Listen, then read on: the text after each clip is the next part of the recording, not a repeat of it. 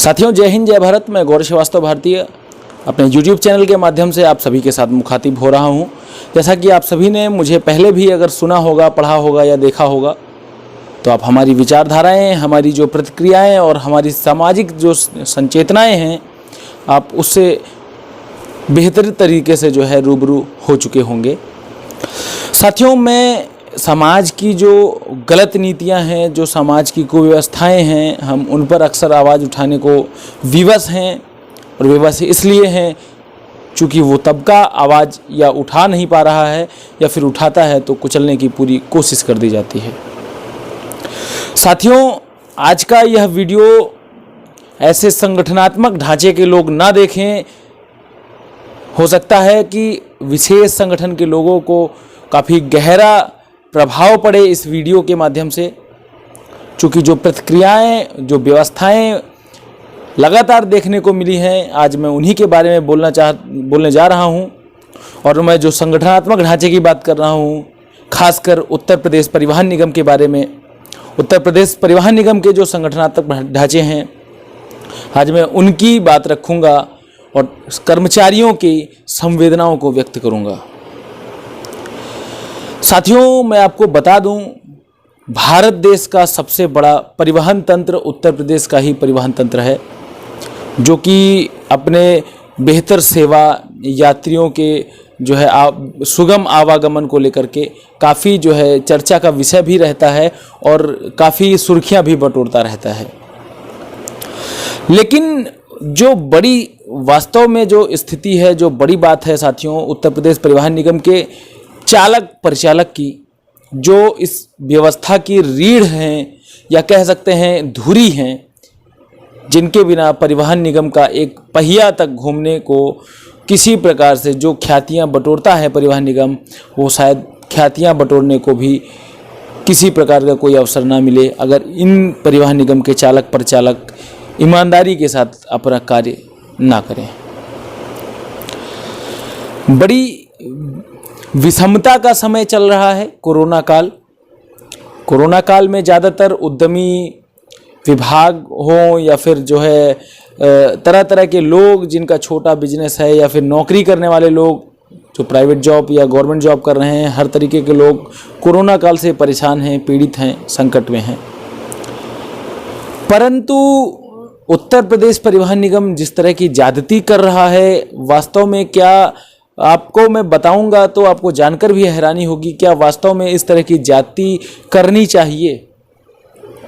क्या किसी भी निगम को जिस फायदे में लाने का श्रेय मुख्यतः उस परिवहन निगम के संविदा चालकों परिचालकों के ऊपर जाता है, जिन्होंने परिवहन निगम को घाटे से लाभ में लाकर खड़ा किया?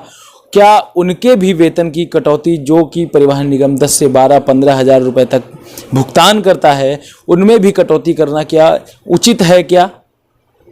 और अगर उचित है तो हमें एक सवाल हम यहाँ पर करना चाहेंगे कि 10 से 12 हज़ार 15 हज़ार रुपये में किस प्रकार से आप इससे कम में कैसे घर चला पाएंगे?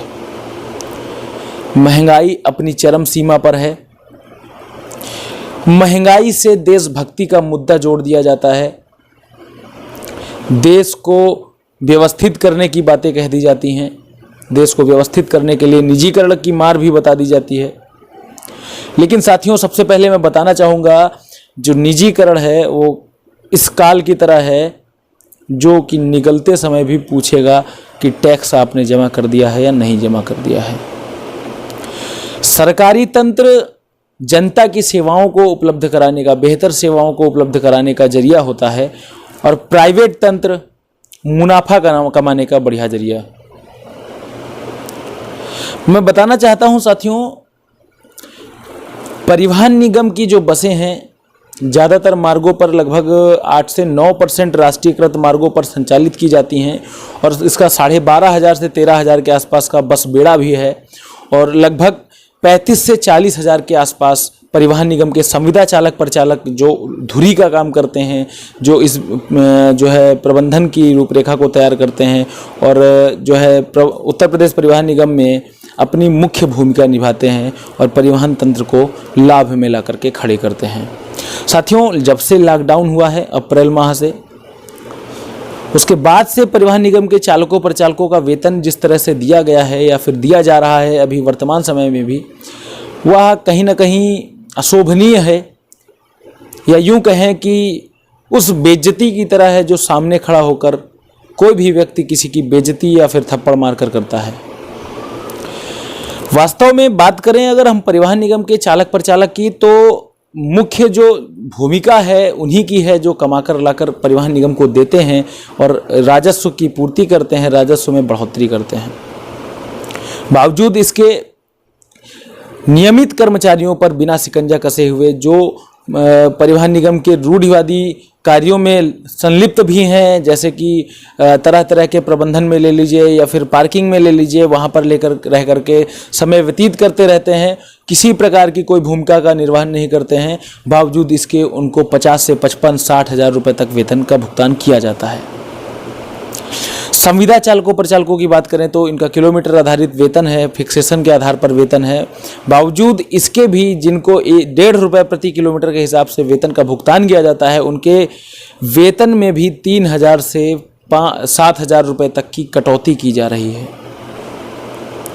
आप बताएं साथियों, क्या 10 से 15,000 रुपये 17,000 रुपये तक पाने वाला कर्मचारी अगर उसके वेतन से 7,000 रुपये तक की कटौती होती है तो वह किस प्रकार से अपने घर को चला पाएगा इस महंगाई के वातावरण में, महंगाई के समय में। अगर यह अन्याय है तो परिवहन निगम के कर्मचारी, या फिर मैं अब आना चाहूँगा संगठनात्मक ढांचे पर, कि परिवहन निगम में जो यूनियन हैं, जो परिवहन निगम के संगठनात्मक ढांचे हैं अलग अलग, किसी का मैं नाम नहीं लेना चाहता हूँ, उन्होंने इस पर रोष व्यक्त क्यों नहीं किया?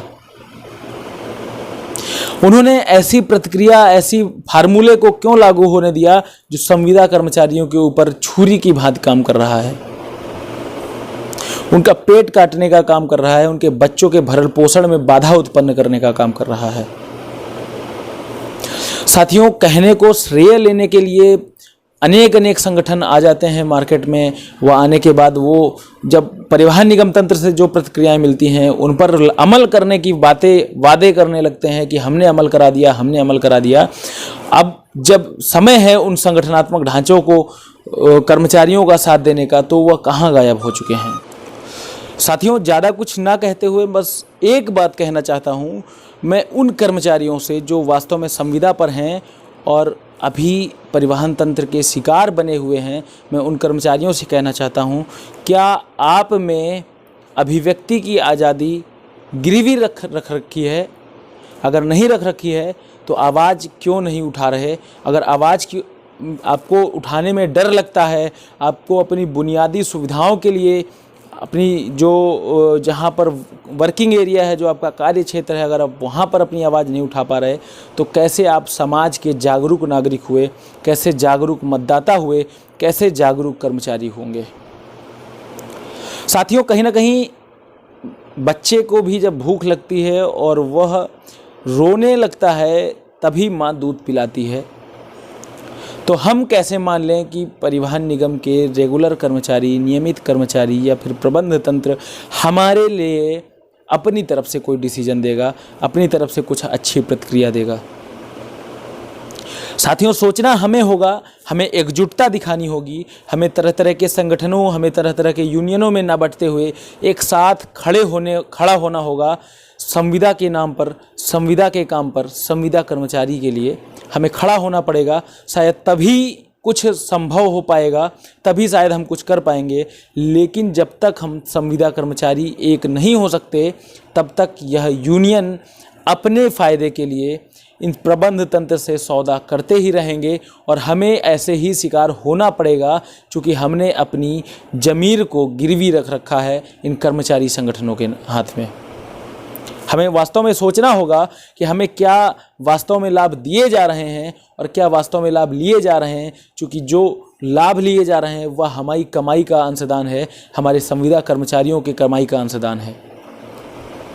हमें हमारा अधिकार चाहिए, हमें किसी से कोई भीख नहीं चाहिए, हमें किसी का कोई जो है दरिया दिली नहीं चाहिए, हमें अपने अधिकार चाहिए। जो हम काम करते हैं हमें उसका पैसा चाहिए, हम उस पैसे के कटौती को कतई बर्दाश्त नहीं करेंगे। हम जब तक अपनी आवाज़ बुलंद नहीं करेंगे, शायद हमारे लिए ऐसे ही हमारे जो नुकसान हैं, हमारे नुकसान के फेवर में ऐसे ही निर्णय होते रहेंगे। और ये कर्मचारी संगठन के जो प्रादेशिक प्रांतीय जो लीडरशिप है, जो नेता हैं, वो ऐसे ही हमारे अस्तित्व को गिरवी रखते रहेंगे और हमारे ज़मीर को खरीदते बेचते रहेंगे।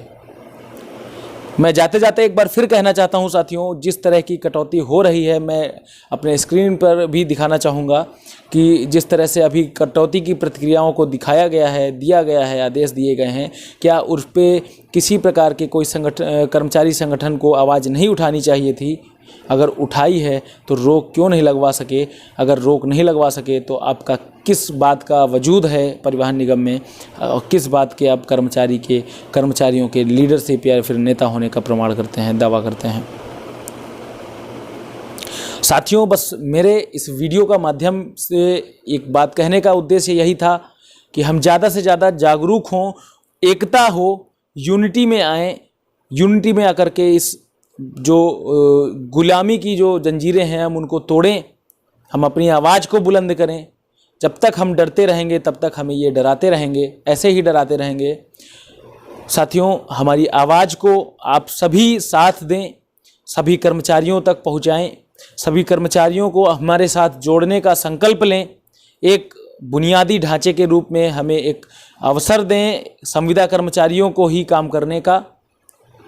आप सभी आगे आएँ और परिवहन निगम के जो अस्तित्व हैं, हमारे अदर रजिस्टर्ड यूनियन के गिरवी जो रखे हुए हैं, वहाँ से हम अपना पीछा छुड़ाते हुए स्वयं को अस्तित्व में लाएं और अपनी आवाज़ों की मांग हम स्वयं बुलंद करने के लायक हों।